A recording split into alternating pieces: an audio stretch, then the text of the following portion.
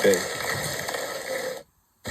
My distinguished colleagues, I stand before you today with a heavy yet resolute heart. Recent events compel me to address not only the accusations that have been hurled against me personally, but also the attacks on the institution we hold sacred, the House of Representatives. The heart of our democracy and the voice of the Filipino people. Let me begin with a matter that is both alarming and unprecedented. The Vice President of the Republic of the Philippines, Sara Duterte, admitted to contacting an assassin to kill President Ferdinand R. Marcos Jr., First Lady Luisa Araneta Marcos, and myself. Let me be clear. Hindi na to biro.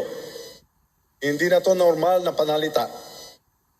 Isa itong direktang banta sa ating demokrasya, sa ating pamahalaan, at sa seguridad ng bayan.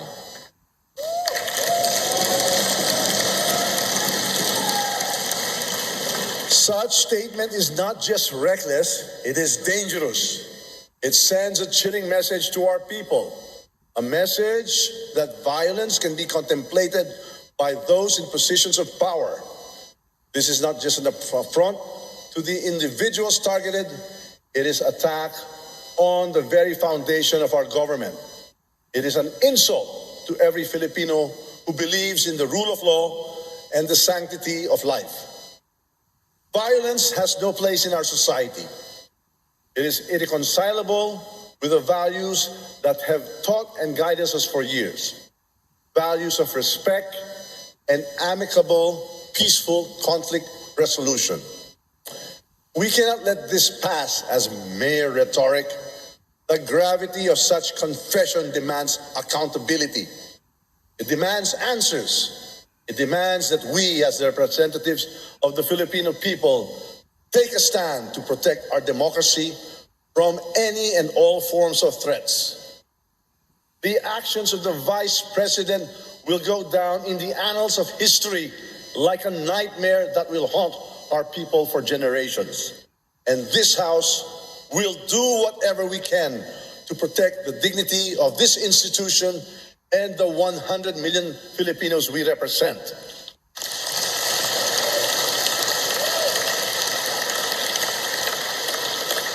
Now, let us address another serious matter.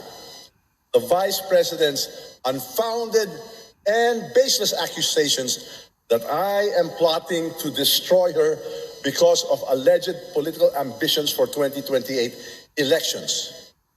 My colleagues, these accusations are not only untrue, they are a desperate attempt to distract from the real issues at hand. Malinaw ang katotohanan. Ang trabaho ko bilang speaker ay maglingkod, hindi manira. Ang politika na paninira ay hindi kailanman naging bahagi ng aking prinsipyo.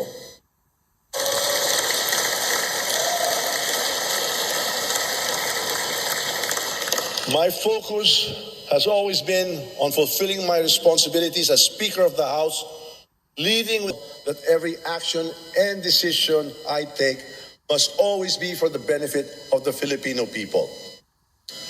These unfounded accusations are not just about me. They are an affront to the House of Representatives. They are an attempt to erode public trust in this institution, to sow division, and to create chaos. We choose unity over division, dialogue over conflict, and cooperation over confrontation. Why these baseless accusations? The answer is simple. To divert attention from the mounting evidence of fund misuse under her leadership at the office of the Vice President and Department of Education. The issues surrounding confidential and intelligence funds, the questionable disbursements, and the lack of transparency demand answers. We will not tolerate and accept vague explanations and evasive responses.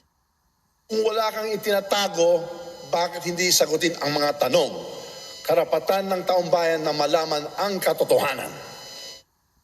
Accountability is not optional. Transparency is not negotiable. Those entrusted with public funds must be prepared to explain where it was disbursed and how these resources were utilized. Hindi ito personal. Ito ay usapin ng pananagutan at tiwala ng taumbayan.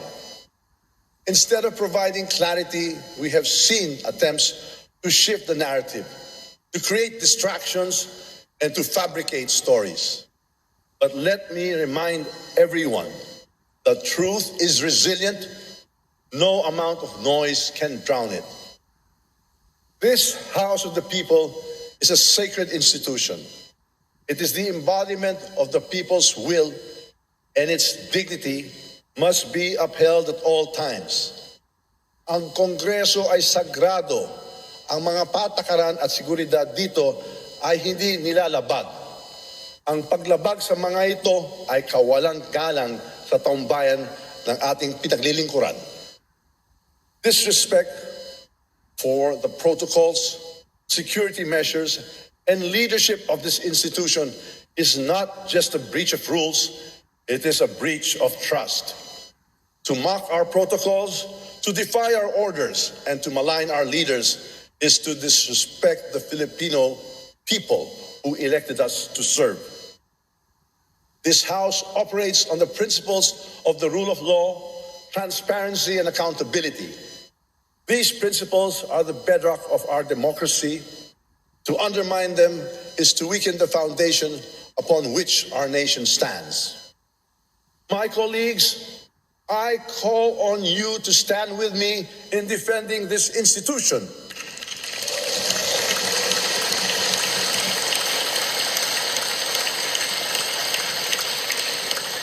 Ipaglaban natin ang dignidad ng Kongreso. Ipaglaban natin ang katotohanan. Ipaglaban natin ang ating demokrasya.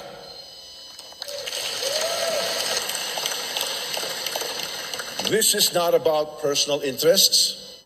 It is about preserving the integrity of the House of Representatives and ensuring that it remains strong and a credible voice for the Filipino people.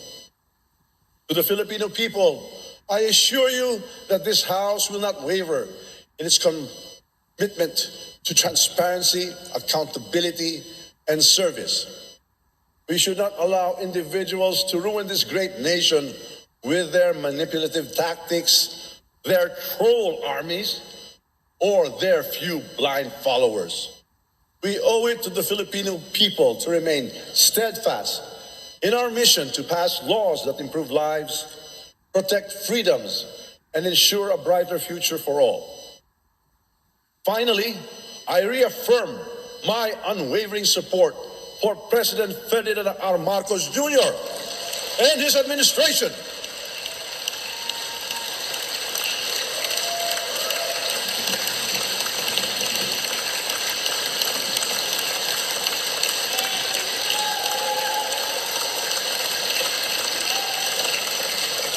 Together, we will continue to advance the reforms and policies that will lead us to economic recovery, national security, and a more equitable society.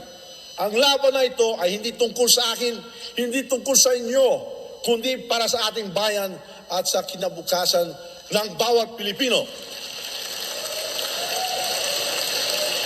Let us rise above the distractions. Let us reject baseless accusations. Let us focus on what truly matters, serving the people and strengthening the institutions that uphold our democracy. Let us stay focused, steadfast, and committed to the great job we are doing. It is indeed my honor and privilege fighting this battle with and for all of you. Thank you, and may God bless the Philippines. Mabuhay ang Kongreso! Mabuhay ang Sambayang Pilipino!